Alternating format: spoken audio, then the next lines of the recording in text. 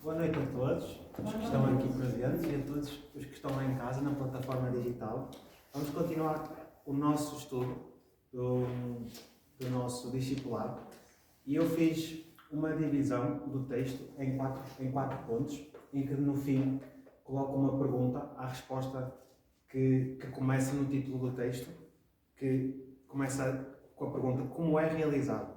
E eu ia pedir a 4 voluntários que se voluntariassem entre si para começar a ler o texto por partes. Eu depois vou dizendo quando é que quero que parem, para depois complementar com uma reflexão pessoal minha e também com uma parte, versículos da Bíblia que eu achei que complementavam essa parte do texto. E o primeiro voluntário é o Guto. Por livre e espontânea pressão. Como é realizado? Por todos os lugares por onde vou, me fazem uma pergunta. Como o Senhor consegue tais ofertas? De onde vem o dinheiro? O Senhor deve pastorear uma igreja de milionários. Foi isso que imaginou o editor do Jornal Católico Romano do Canadá, ao ler um dos nossos relatórios missionários, publicado na imprensa diária.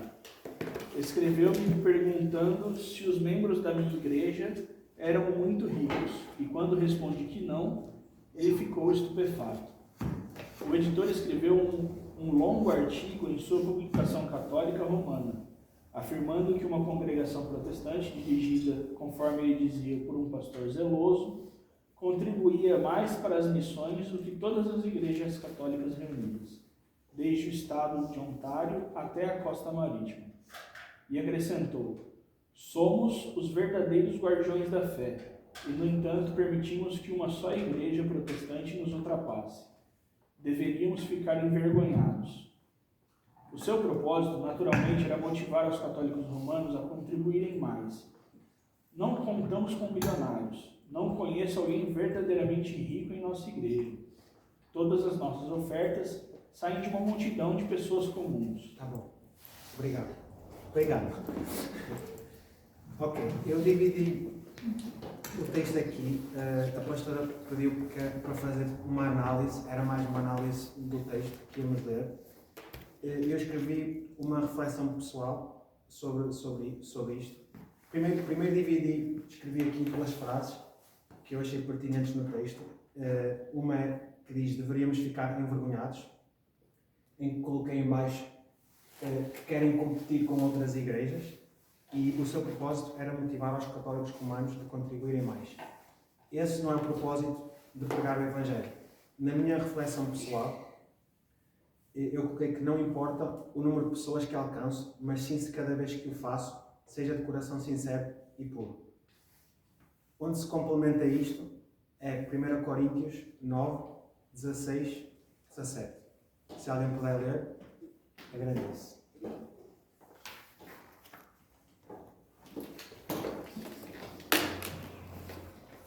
Porém, quando prego o Evangelho, não vejo como me orgulhar, pois a mim é imposta a obrigação de proclamar. Ai de mim, se não anunciar o Evangelho. Porquanto, se prego de espontânea vontade, tenho direito à recompensa. Entretanto, como prego por obrigação, estou simplesmente cumprindo uma missão confiada. Ou seja, tudo isto remete aqui para o ponto 1, que acho que é isso. Quem puder continuar a ler o texto, eu depois digo quando parar, vamos para o ponto 2.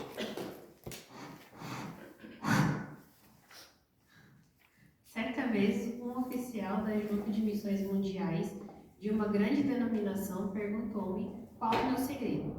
Ele desejava saber por que as doações haviam decrescido tanto em sua denominação.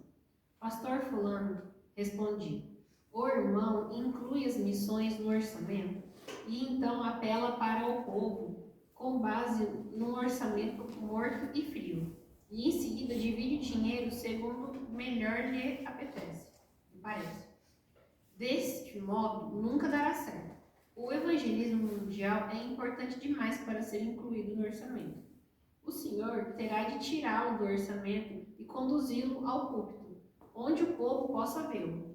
Terá de retornar as grandes concentrações missionárias dos dias do movimento voluntário estudantil, quando multidões de jovens foram tocados a ir para o campo missionário. O povo jamais contribuirá para um orçamento. Precisam de desafios específicos. E ele admitiu que estava com a razão.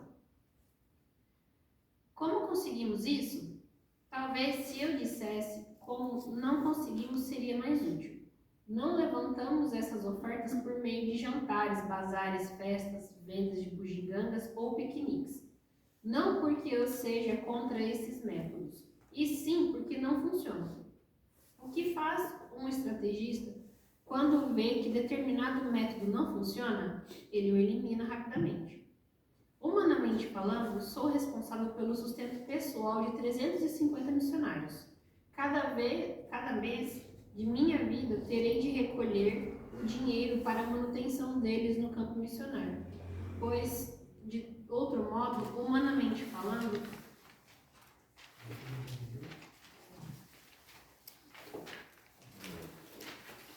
eles morrerão de fome. Quantos negociantes podem arcar com tão pesada responsabilidade? O que eles fariam se tivessem de promover o sustento de 350 operários chefes de família? Obrigado. Ou seja, vocês conseguem me dizer o que é que até esta parte o texto fala? Mais ou menos, assim de uma forma resumida. Sabes? Ele fala que as missões elas têm que ser estimuladas dentro da igreja, e que você colocar isso no orçamento, assim como outros ministérios, isso não vai agregar, porque segundo o texto das aulas anteriores, ele fala que a maior parte do dinheiro da igreja tem que ser destinado para as missões e não para o orçamento geral. Essa é uma exatamente, isso é uma preocupação muito de nós enquanto seres humanos. A preocupação humana em termos de dinheiro, precisamos de dinheiro para realizar X coisa, e eu coloquei aqui no ponto 2 que as preocupações humanas é humano nosso, não há como fugir disso, mas temos que pensar e saber que essas preocupações são menos do que Deus. No texto fala sobre preocupações humanas, da falta de dinheiro para alimentar pessoas. É compreensível do nosso ponto de vista. Ao meditar na palavra, vemos que para Deus nada é impossível. Não sabemos a forma como vai agir, mas é preciso confiar e descansar naquele que tudo pode. E para complementar, em Mateus 6, 25 ao 34, tem um texto que comprova. Se alguém puder ler.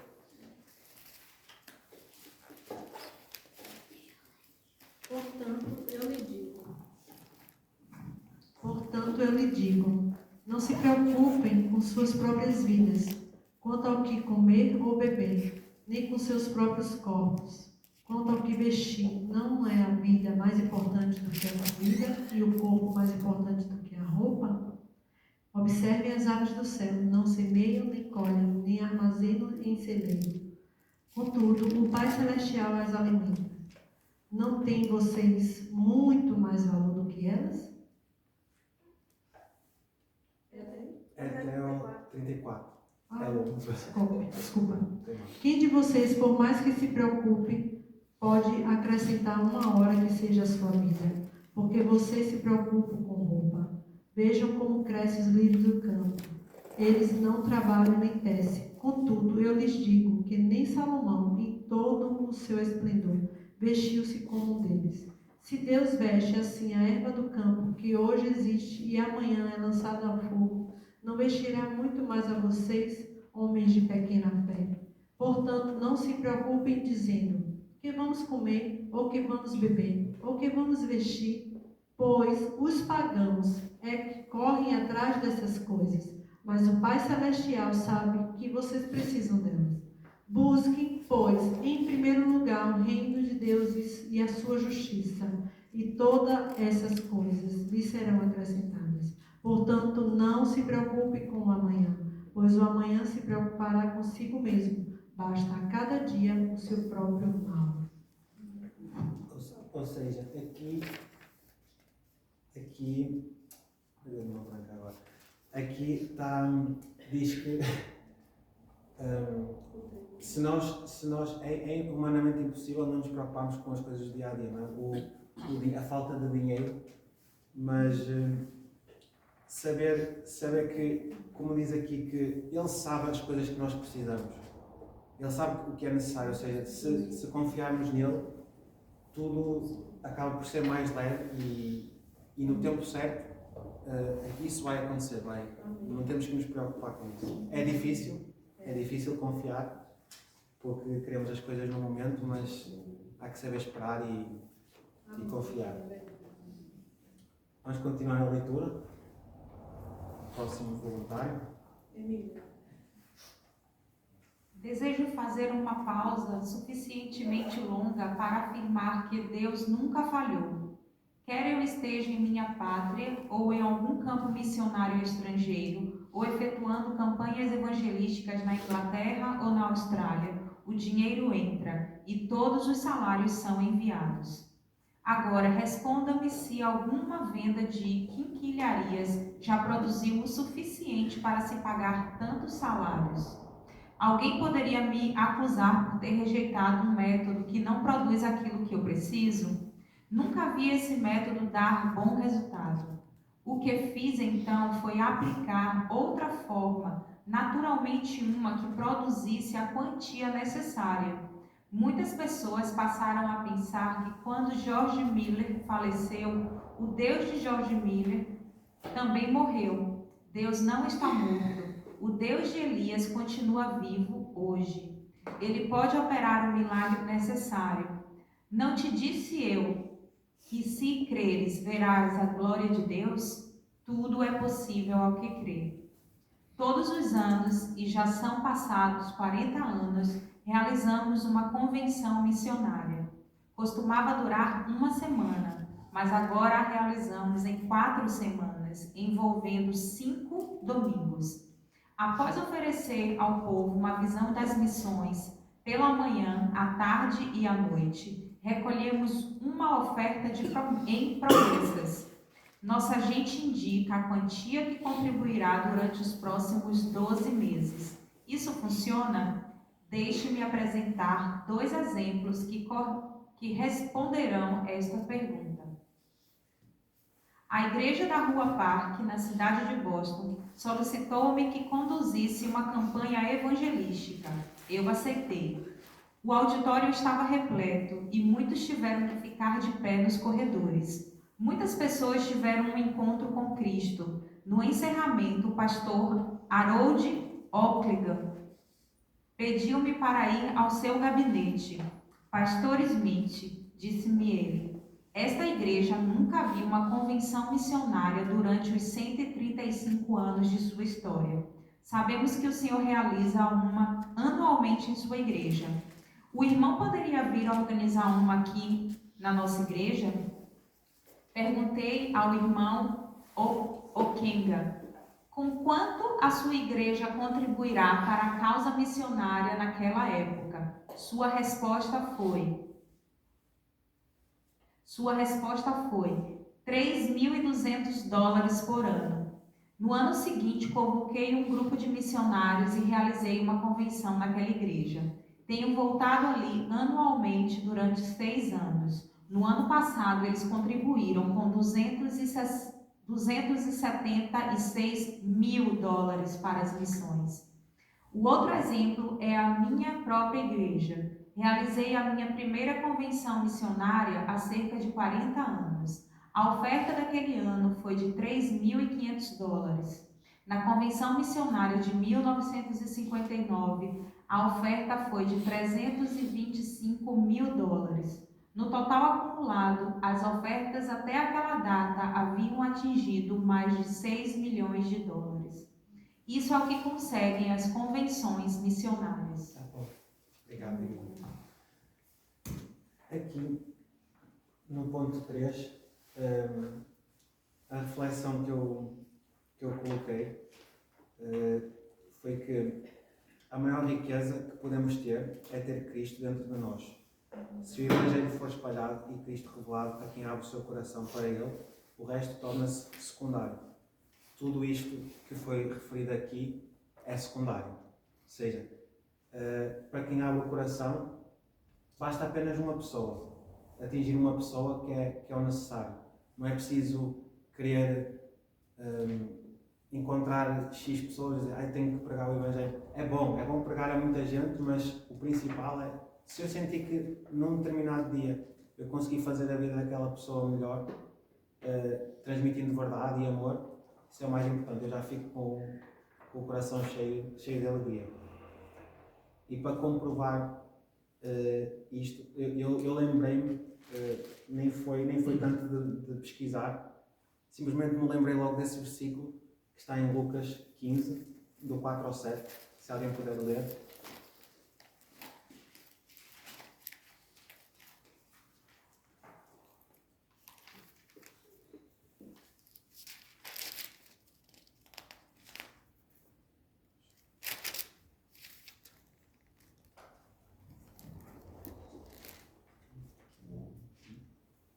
Que homem dentre vós, tendo 100 ovelhas e perdendo uma delas, não deixa no deserto as 99 e não vai após a perdida até que venha achá-la?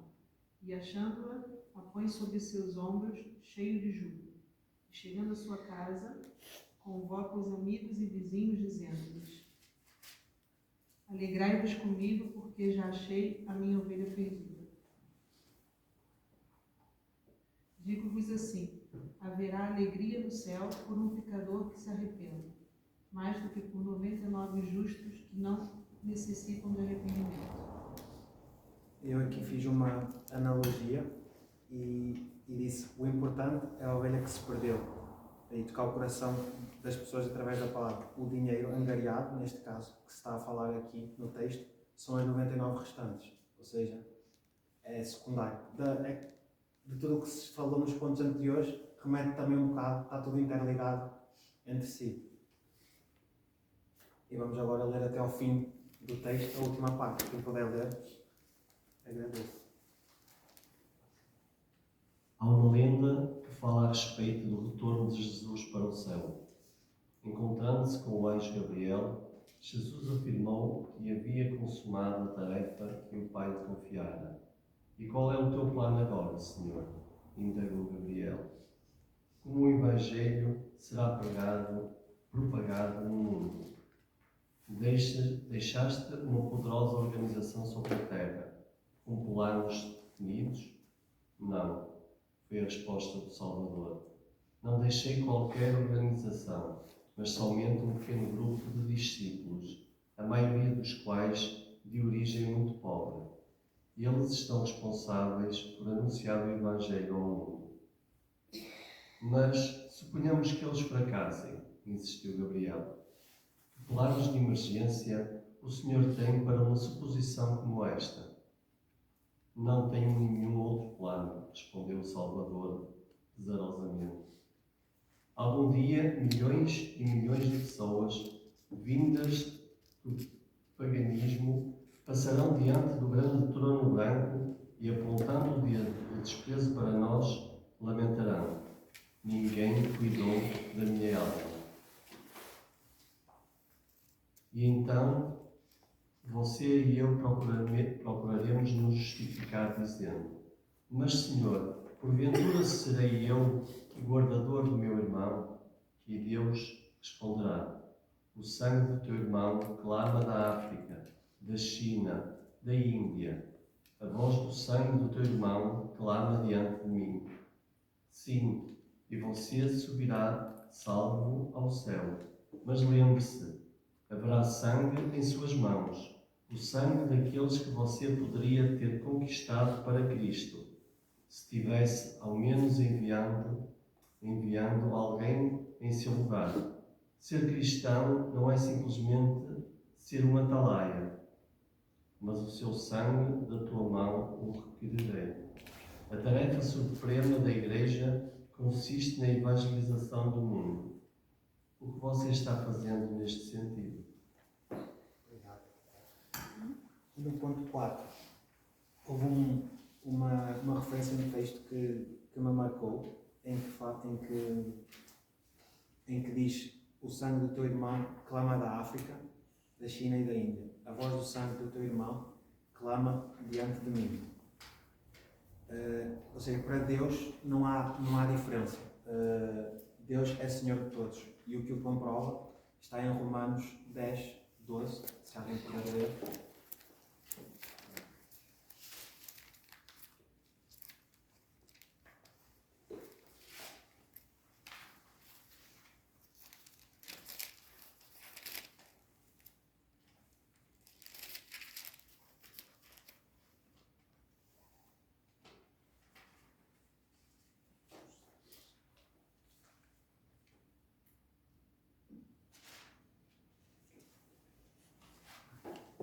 Entendo.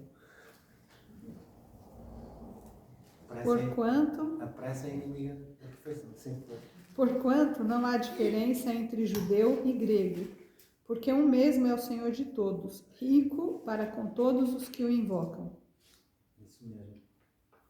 E no fim, o texto acaba com uma pergunta, em que pergunta: a tarefa suprema da Igreja consiste na evangelização no mundo. O que você está fazendo nesse sentido? Resposta à pergunta: como é realizado o evangelismo? Eu termino com uma resposta de um versículo que está em Marcos 16:15. Agora eu vou ler, toda a gente leu, eu não li. E diz: e disse-lhes: ide por todo o mundo, pregai o evangelho a toda a criatura. Ou seja, eu refleti que o importante não é como é realizado, mas sim que deve ser espalhado com verdade, acima de tudo. Ou seja, como eu falei há pouco, que basta tocar uma pessoa que já é uma vitória. E é tudo. Amém.